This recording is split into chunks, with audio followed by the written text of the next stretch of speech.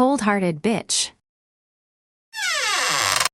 Wow, my best friend Macy said, your stepmother is one cold-hearted bitch. The two of us were standing next to my father's casket as they were about to lower it into the ground. Anna, my stepmother for all of 2 months, was standing on the opposite side of the casket from us with a look of boredom on her face. Why is she even here? She clearly didn't give a shit about your dad, Macy continued. She hasn't shed a single tear. A fresh round of sobs racked my body. Sorry, Macy quickly apologized. I shouldn't have said that out loud. I wiped my eyes and sniffled. It's okay. You're not wrong. Once the ceremony was over and we were walking back toward the parking lot, Macy put her arm around my shoulders and said, "Why don't you come over to my house?" "I can't," I replied. "Anna wants to talk to me about something." I glanced across the lot to where my stepmother was leaning against what used to be my dad's car, waiting for me. "I'll call you later," I promised.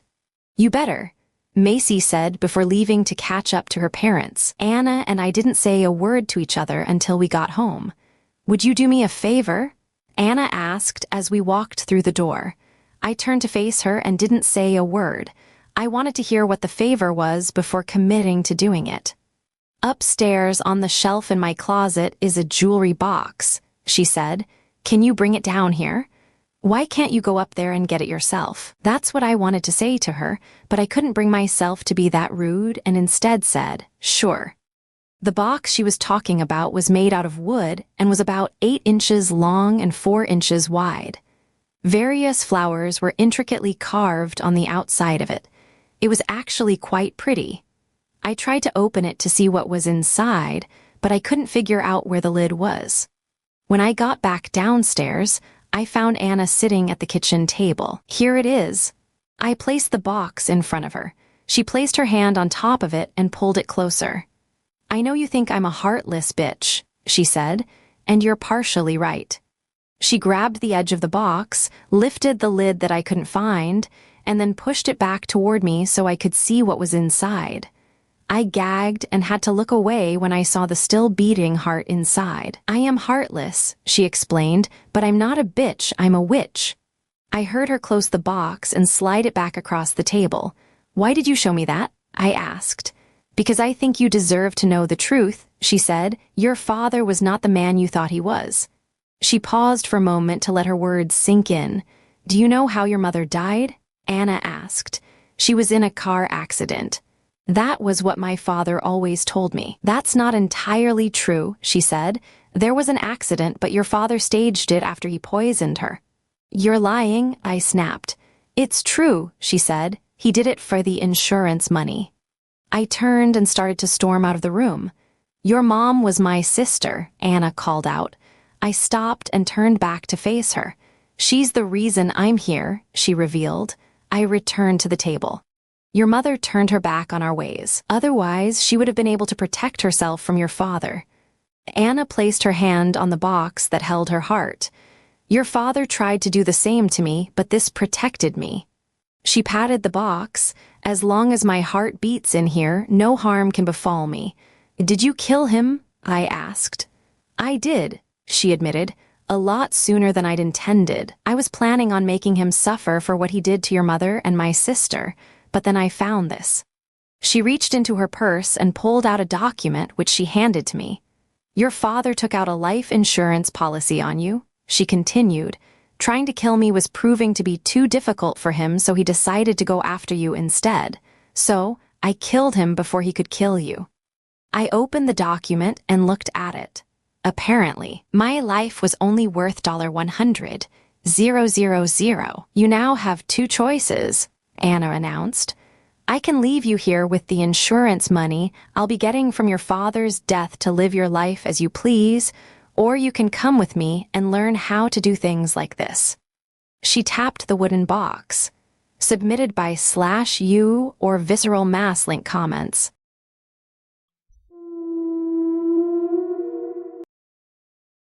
The deal of a lifetime. When I opened my eyes, I found myself lying on a cold steel table in the middle of an embalming room. How did I get here? Then I remembered my wife poisoned me. Her standing over me with a huge smile on her face was the last thing I saw before I blacked out. That bitch. I tried to sit up, but my muscles wouldn't respond. The best I could do was twitch my arms and legs.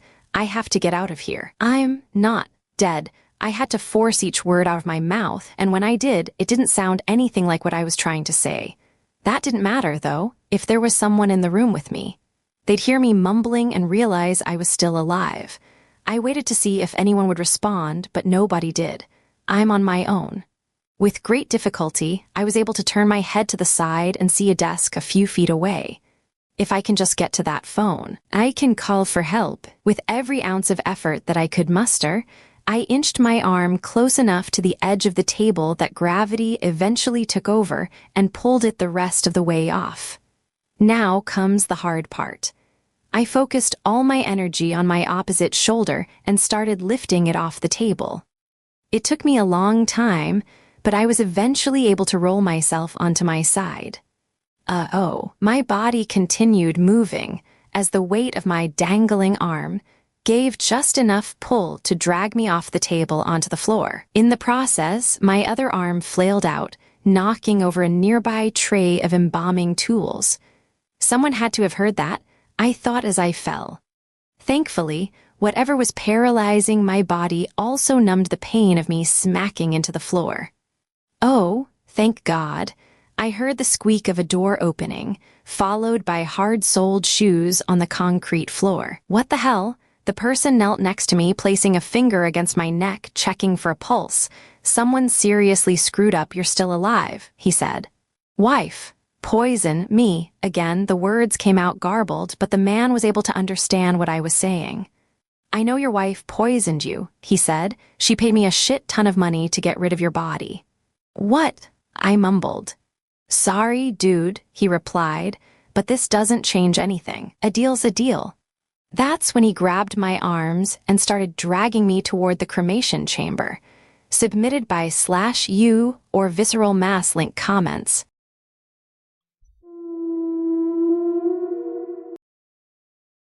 The girl in the pink dress. There's an old urban legend in my town, whispered for decades, about a little girl who never grew up. They say she died in the summer of 1963 during the county fair. She had collapsed suddenly on the carousel. Doctors claimed it was some strange illness, but no one really knew. Her family, stricken with grief, buried her quickly in her favorite frilly pink dress. Some say she wasn't dead yet. The story goes that if you walk alone near the abandoned fairgrounds at night, you'll hear footsteps behind you, soft, uneven like a child in patent shoes. When you turn, nothing's there. But if you keep going, she gets closer. And if she speaks to you, you must never answer. I used to laugh it off. A ghost in a pink dress sounded like small-town nonsense, but curiosity gnaws at you. And one summer night, I decided to test it for myself. The fairgrounds were nothing more than rotting wood and weeds now, the skeletons of rides rusting against the moonlight. The Ferris wheel loomed like a broken crown, and the carousel poles were bent and splintered, horses frozen mid-gallop with paint peeling from their faces. The air smelled like damp earth and mildew, thick with the buzzing of cicadas. I walked down the cracked pavement, my flashlight trembling in my hand. At first, nothing. Just the crunch of gravel beneath my shoes. Then faintly, behind me, tap, tap, tap. I froze. The night seemed to hold its breath. Slowly, I turned. Nothing, just empty shadows stretching across the rusted gates. I told myself it was an animal or my imagination. But when I started walking again, the sound returned closer this time.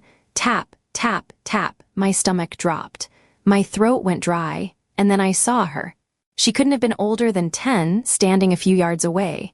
Her skin was pale grayish, with shadows under her eyes. Dirt clung to the folds of her faded pink dress, once frilly, now frayed. Her head tilted unnaturally to the side, studying me with hollow curiosity. "Have you seen my mommy?" she whispered, voice thin and dry, like leaves scraping the ground. Every instinct screamed at me to run, but my legs locked in place. Her shoes scraped the pavement as she moved closer. Soil and worms trailed from her dress. I can't find her. Will you help me? Something deep in my gut howled asterisk, don't answer asterisk, but my lips betrayed me. The word slipped out before I could stop it. No. Her expression twisted, her jaw unhinging far wider than human. Her eyes rolled white and her voice became a chorus of echoes, rising from beneath the ground itself. Then stay with me instead. Her hand shot out, cold and rough with dirt, seizing mine. I remember her grip pulling, dragging, burying. Darkness closed in. When I woke, the sun was rising. I was lying on the fairground path, throat raw, fingernails caked with soil as though I'd been digging. Around my wrist was a pink ribbon tied in a perfect bow. No one believes me when I tell them. They laugh, say it's just a story. But sometimes, late at night, I hear it again outside my window. Tap, tap, tap. Submitted by /U or Valuable Magazine 6730 link comments.